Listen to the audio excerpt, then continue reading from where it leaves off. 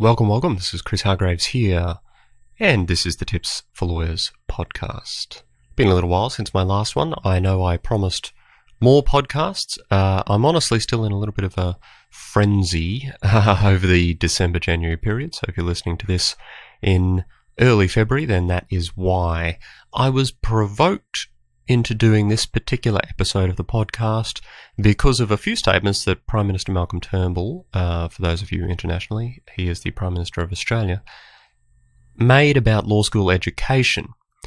These comments were more or less to the effect that don't go to law school if you don't actually intend to be a lawyer. And personally, I think that is an entirely reasonable statement. Here's what he said, and it was scattered through a few different places, but he said, I think too many kids do law. They could spend those years at university doing something more useful and more valuable to whatever career they ultimately took on. A lot of kids do law as though it is a sort of interesting background qualification, and it is not.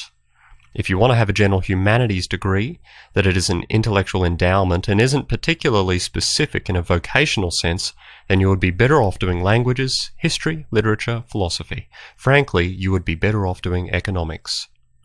Now, not too surprisingly, at around this point, the legal education system had a massive conniption, and all the defences to law school degrees being general purpose degrees started coming out. And I find the proposition fairly weak that doing a law degree is a good platform for a wide variety of careers. I accept that there are probably a small shortlist of careers, long term, that a law degree might benefit you in. So that's a partial truth at best. But where I wildly diverge from what people are trying to sell here is the concept that a law degree is a good all-round degree, that in some way it teaches you this huge raft of transferable skills that you can take from one place to another, to another, to another. And to the extent that it might teach some transferable skills, my basic argument is this.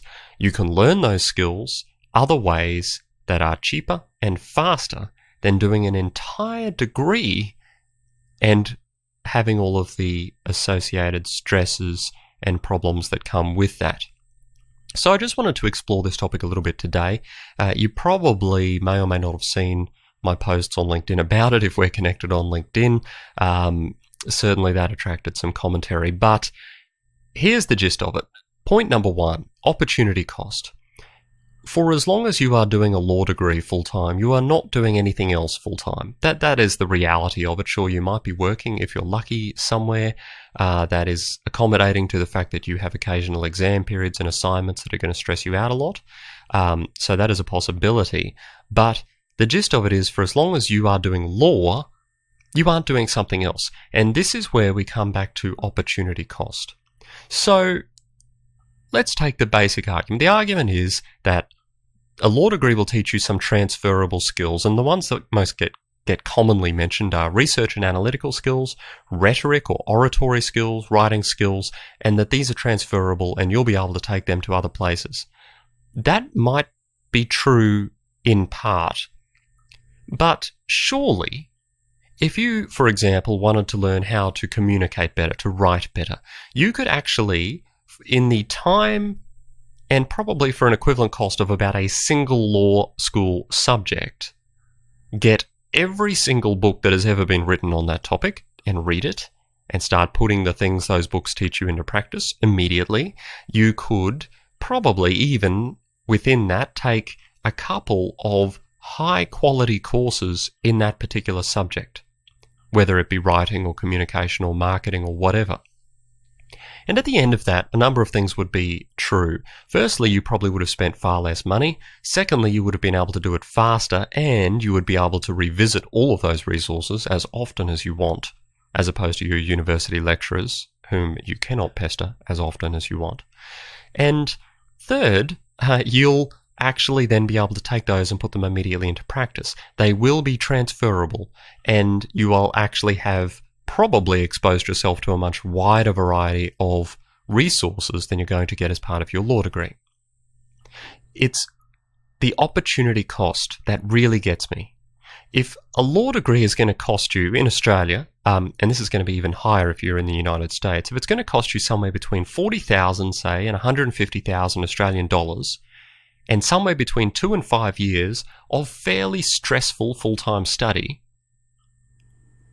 is that really a cost you're prepared to pay for a degree that is mostly designed for a career that you don't intend to do? That's big question number one. And I'm going to pick up on that last sentence now and move on to the next topic, which is how much of the degree is wasted if you don't intend to be a lawyer. So what I want you to do, if you're in this camp of, don't really want to be a lawyer, but I just picked a law degree, then firstly, I sympathise, because it means you're probably struggling to figure out what you actually want to do, and that is an entirely fair thing. You may or may not end up being a lawyer, and I'm not suggesting you should immediately quit your law degree unless you definitely don't want to be a lawyer, in which case I think you should take a very hard look at why you're doing a law degree and spending all that time and money. So take a look at the full list of compulsory and elective subjects that a law degree is going to give you, and then honestly run through them and green tick or red cross next to the ones that you think will genuinely be useful for you in a tangible way. I'm not saying that one sentence during one lecture in 1 week might be useful for you. I'm saying by and large, the totality of this subject will be useful for you going forward if you don't become a lawyer. And you've got to think about this pretty properly, pretty deeply. You can't just say, oh, I want to go into business and therefore knowing about contract law is useful. That is true. Knowing about contracts is useful. How they get formed and what generally happens is going to be useful for you. But what is going to happen inside the contract law course is you're going to learn a whole bunch of stuff that you really don't need to care about. Knowing how a contract is formed is good, but knowing all the extra stuff that you're going to learn in contract law probably is unnecessary. At the very least, you could spend a few hours studying online, learn everything you need to know about contracts in a business context, and go from there, without having to do a whole law degree as the attached baggage to the situation. So that is something I'm going to encourage you to do. Go through the subject list. Decide what is actually and genuinely valuable to you in whatever it is you're intending to do that isn't law, and then have a look at the number of crosses and the number of ticks. And think, okay, the crosses are effectively a cost of doing business. If I have to do the crosses, those are the things that have absolutely zero value for me. They are going to cost me time, they're going to cost me emotional and intellectual labor, and they're going to cost me money. Thousands upon thousands of dollars for these subjects that you are going to get no benefit from unless you actually become a lawyer. Okay? That's what I want you to do. And then you will be able to make a good decision about how much of the law degree is wasted if you're not going to become a lawyer. So you can't just eyeball it and go, oh yeah, look, that stuff might be interesting. And I appreciate that you won't be able to analyze what every single subject fully entails, because you just don't know, and having that kind of visibility is difficult until after looking back with hindsight going, wow, that was a colossal waste of time. So I do encourage you to speak with people who have done law degrees recently and to ask what's actually involved in these subjects. What books do they make me get? Go and look at the books in the library. Have a flick through them. How much of them is mind-numbingly boring and irrelevant to you, and how much of them is actually useful to what you want to do? Okay? It's to start counting the cost of the chance of getting those transferable skills that everyone's talking about, even if we assume that you're going to get those transferable skills. Because I want you to bear in mind that a lot of the transferable skills that people who make this argument believe exist are not actually taught as part of your law degree. They are not taught to you. You don't generally do a subject in factual analysis. It is an incidental piece of learning that you find out how to take a series of facts and analyze them from a legal perspective, and how to break things down in that way. It's not always taught to you on purpose. Sometimes it is to a very limited extent, but again, you could learn that from a leaflet rather than taking a whole law degree in the process. So yes, you get practice at it. But no one sits down and teaches you these things very deliberately, and if they do, it's ordinarily in a cursory glance, not as a fundamental part of the degree. Okay, so you pick it up as an aside. You're not often taught them. Sure, there might be a subject on legal writing or a piece of a subject on legal writing. That's not going to make you an excellent writer. Let's be honest. It's going to teach you some absolute basics, and if you're hoping to learn how to write out of a law degree, then you're doing the wrong thing. You should do something else.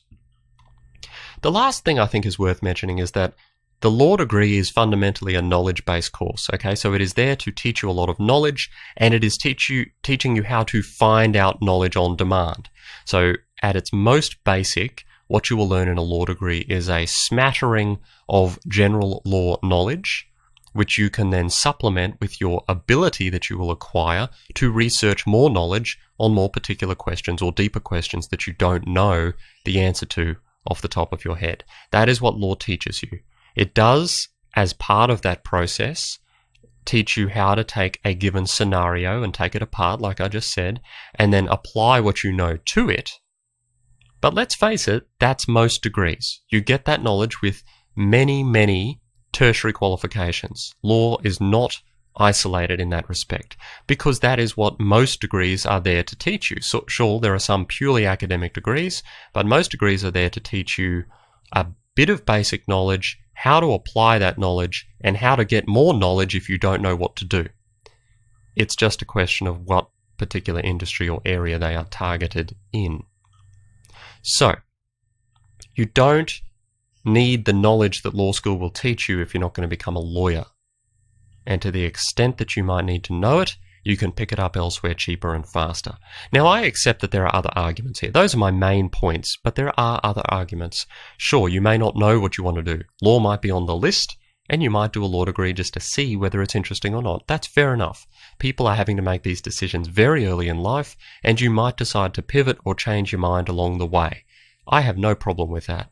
What I have a problem with is people not asking the right questions and engaging in the right kind of research before they embark on a law degree. Yes, it is challenging to get the right information, but test the assumptions you're making. Speak with people. If you're not putting the kind of research into what degree you're going to do for the next 3 to 5 years of your life, that's going to cost hundreds of thousands of dollars potentially, as you would into getting a phone or a computer, then that's just foolish.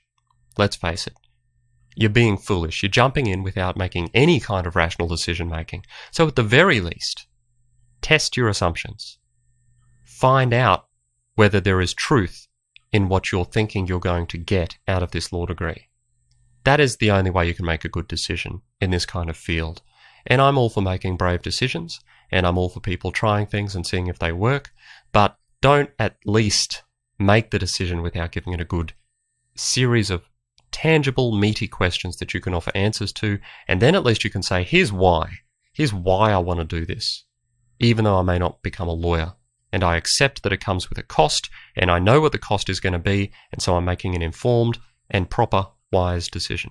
That is all I had to say. That is the end of this episode. As always, I would encourage you to leave a ranking or a review. Hit the subscribe button to wherever you are. tipsforlawyers.com/iTunes will take you to the iTunes channel. And there, I would encourage you to do those things too. Have an awesome day, happy lawyering, and I'll see you next time.